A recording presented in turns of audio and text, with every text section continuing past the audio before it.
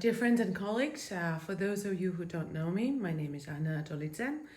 I'm a doctor, professor of international law with about 10 years of international experience, but currently active in Georgia. This video is meant to provide for you an update about elections in Georgia, since many of you are asking me questions, writing emails, and I might not be able to reach out to each of you to provide the details. I decided to record this update to give you information, and if you have any further questions on statistics, information, data, please do drop me a note on my email, on Facebook, and my campaign will be happy to respond to you. Let me give a brief preface to Georgian elections for those of you that haven't been watching Georgian political situation lately. Elections have been held on October 31st.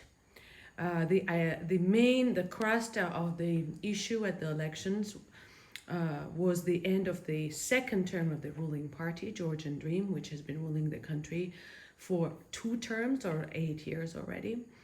On the other side, there are a multiplicity of opposition parties, small and big. And one of the major questions that has been an issue over many years is the fact that the ruling party, Georgian Dream, has been using as its main tool to remain in power its attack on the opposition party, United National Movement, UNM, that had been running the country 8 years previous.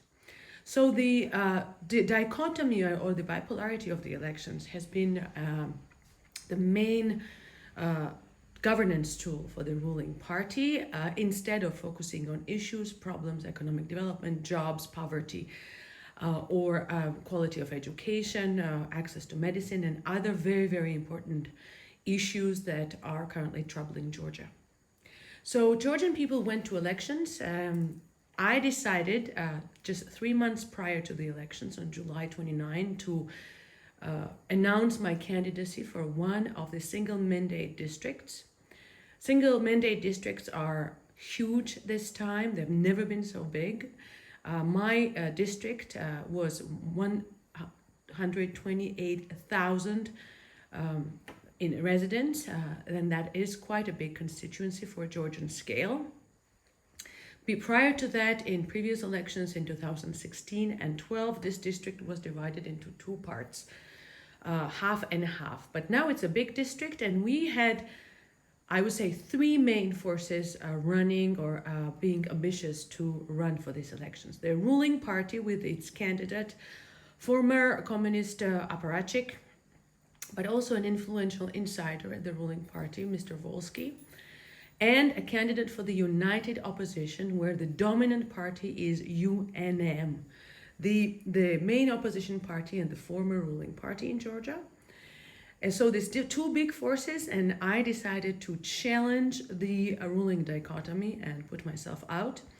We had an absolutely active door-to-door campaign with town halls, meetings, and so on. And the campaign was relatively hindered, of course, with rising COVID numbers towards the end in October. The district has 104 precincts, and why I'm telling you this story is because I want you to know the exact details of how the elections played out in one district, because you will hear a lot from the ruling party and opposition, but as we know, facts are really important. So I will give you the detailed facts about one laboratory for election rigging, that is my election district. 104 election precincts. We had representatives in each of them, but it is the political parties that staff the election commissions at the local level. So more than half of election commission consists of appointees by the district election commission, and the rest is by the representatives of opposition and ruling parties. The turnout was unbelievable. 72,982 individuals turned out, approximately 73,000, and that is more than half, approximately 60% of votes. And that is a huge marker, also considering situation with COVID and considering that people have been seriously scared. But as many observers would say, and that's my point as well, this was a marker of a kind of a velvet revolution. I would say that the fact that a third force or a candidate that doesn't belong to two big parties on the ballot was on the ballot, and the challenger, as I was, that was one of the additional reasons why a lot of people turned out at this district in particular. Approximately 3,448 ballots have been abolished at the end. Now, during the election day, we could immediately see the signs of a very large-scale election fraud. And I have to say briefly that I have a very long experience of approximately 20 years of observing elections, and I have observed elections both in Georgia as well as in Georgian districts abroad, in DC, in Toronto. And I have experience observing US elections and Norwegian elections as well. So we have, as my campaign has a way to discern election violations as early as they happen. I would outline a couple of signs of election fraud the very day. I was at an election precinct number 4 in Isani district at 8:01 a.m. in the morning. So I was supposed to be observing the very fresh turnout. That is the moment election started. Unfortunately, what I could see is a huge line and a big mess in the election precinct itself. The election administration blames the lines that were present in all district and chaos outside and inside, the facts of which are on my Facebook. We have videos of these lines and people really upset because they had to stand for hours in election lines, both outside and in the precinct itself. Election administration says that this is the fault of COVID. However, they could have prepared for COVID months ahead. This was managed chaos. We allege that the lines and the chaos of people upset, turning away from elections, small skirmishes, and a huge number of groups of people going in and out was deliberately designed to have election commissions staff the ballots as they wish. So that's one example of mismanagement. Another example is congregation of individuals at election precincts that were carrying voter lists. For those of you who are aware of Soviet Union and have looked at elections in the Soviet Union, you know how this plays out as well. This time it was through independent, usually female citizens who assembled at the entries of election precincts, and they were controlling names and last names of those people who were appearing, and they were calling constituencies to appear. What we observed during the election campaign, and I talked about this intensively everywhere, also with foreign observers, is pressure on those who work for public office, as well as direct and indirect bribing. So the pressure and bribing then was realized in the mobilization during the election day specifically. And we have footage of this material. It was also on my official Facebook, as well as it's contained in my campaign, noting how people were pressured, were called intensely by this group of women, so-called coordinators, to turn up, and their names and last names were noted, usually to keep a record of who managed to turn up and vote for the ruling party and who didn't. Gangsters, so street gangs. On August 14th, I and my campaign was attacked directly by a street gang at Zarateli Avenue number 105. This attack was never investigated, although we appealed to the prosecutor's office and gave testimony, me and my campaign members, from the Movement for People. And this strategy played out itself on the election day itself. So street gangs were also assembled at the entries of election precincts, and these are kind of informal methods of pressuring neighbors and town halls to come out and vote. We have noted the alliance of the ruling party with criminal forces and street gangs even previously during the campaign, and the fact that none of these official complaints in the prosecutor's office was ever investigated. Nobody was ever prosecuted is one evidence that there is an alliance between street gangs and the ruling party. Additional point that was the fact that every time my representatives raised their voice, they were threatened to be expelled. So we were under the dilemma either to defend our votes at the threat of being expelled, or to be expelled and then not to be able to defend our votes. Unfortunately, my representatives do not have as much power as commission members because I was an independent non-party candidate. Therefore, this means that that it was possible to pressure independent candidates and their representatives not to report votes. Although all of my more than 100 representatives indicated complaints and gave notes to the election chairs. Some of them were verbally attacked and threatened and screamed at, and then we demanded disciplinary punishment at the election commission for these people. Problem after the election precincts closed. Election minutes could not be drawn up for hours, in many cases for 24 hours. My representatives left election precincts at 6 a.m. and at some of them the election minutes had not been drawn up. I actually have notes for this.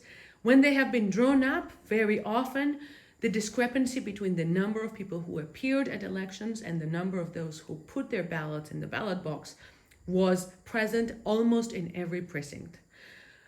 More than 50% of precincts in both parts of my district, in Ciugureti and Dolidze, have discrepancies in their votes, and I have data for that, for sure, of course.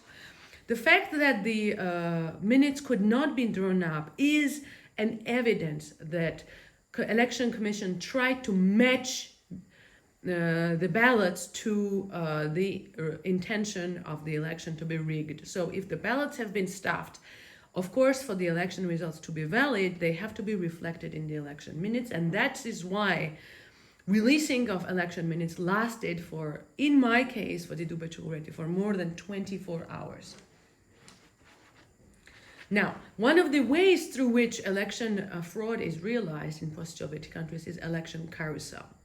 This is when one person allied with the ruling party usually steals one ballot from the very beginning at least, and then the ruling party vote is circled, and because we don't have electronic elections, and then everybody else who comes in through the previously organized group, through the so-called coordinators, brings in their own ballot instead of getting a new one, which has already circled the election number for the ruling party. The one specific fact to see when and how this happens is when there is a discrepancy between the number of people who signed up that they appeared at elections and the number of ballots. -1 is usually a sign that one ballot is missing and that the carousel has taken place. In our case, out of almost 60% of all precincts have a discrepancy in number of ballots and numbers of people who appeared. This is a sign that election rigging took place, and that is what my representatives have been arguing from the very start of the elections, when they noticed individuals at the entry of precincts when they were coordinating voter lists and voter appearances. Another example of this is the fact that it took more than 24 hours, in my case, for the election results to appear. Election administration did another outrageous fact in relation to my campaign specifically. When, during 24 hours, first they announced my campaign as a winner for the runoff with 9 votes. Then they, from somewhere, added 2,000 ballots to my own campaign out of blue when election minutes didn't correspond to the final number. Then 2,000 votes were immediately subtracted when the alarm was raised and added to other candidates. And then out of blue from somewhere, 100 votes were taken and added to another candidate from the United Opposition for his runoff victory. And this happened on one day only in relation to one campaign, and the Central Election Administration, which has to be questioned in this regard, has never given an explanation to this absolutely blatant mismanagement or election rigging. In any event, I went to the prosecutor's office and demanded that she is given questioning, and then she's questioned for election fraud, specifically in relation to my campaign and absolute misleading of my campaign during 1 hour of the counting of elections. Now, what we did as a result, we think, and I think, that it is very important to go through all the legal remedies available in this case, just to, not because we have hope that election administration will remedy the problem, but because we think that it is important to reveal the discrepancies and to seek the truth in relation to the process. So, unfortunately, from all the complaints that we appealed to the District Election Commission, the supervisory body, none of the ballot boxes have been reopened and votes have been recounted. This did take place in other places, not in my district. From more than 50 complaints that we submitted, where we demanded reopening of ballot boxes when there was a mismatch in the election protocol, in the election minutes, in the numbers, and recounting of ballots, none of the ballots have been recounted. This is, for me, a really good evidence that the election administration wants to achieve two things. First, there is no way they want to admit a candidate who is so-called third force, a strong candidate not aligned with the two dominant parties, to the race. With that, they will use all means, including absolutely blatant moving of numbers during election counting, election rigging, all means, and many of these means have been used in relation to me. And the second is that if they reopen any of the boxes that we request, the data will be shown, the evidence will be revealed, and truth will be revealed that I was the one victimized and attacked by the administration to make sure if there is a runoff, the runoff only is between the ruling candidate and the candidate of the main opposition party, where the ruling candidate has really, really big odds to win. The worst thing that the ruling party is afraid of is a candidate who is not going to represent the former ruling party, UNM, and will not have any facts to be blackmailed for. The new force is what the government is afraid of, so they did do much and will do more in order to make sure that the new force is not allowed to emerge. Although, even in these rigged elections, the results of my 3-month campaign of just a small group of like-minded and dedicated people with very limited resources are unbelievable. Very tight competition with the main opposition party alliance, united opposition, that includes more than 10 parties, with huge resources, their own TV, and the competition, of course, with the ruling party run and funded by the billionaire and also supported with unlimited resources. Even within rigged elections, my campaign has competed strongly and still contests the second round results. We are continuing to appeal. The appeals now have gone to the Tbilisi City Court because we want to achieve the reopening of ballot boxes just to affirm our election has been rigged. The opposition is boycotting the results of the elections, and rightfully so, and I'm supporting this boycott, since to allow this level of large-scale and systematic rigging is unacceptable. There's a large demonstration on Sunday, and my campaign and Movement for People is supporting this rally.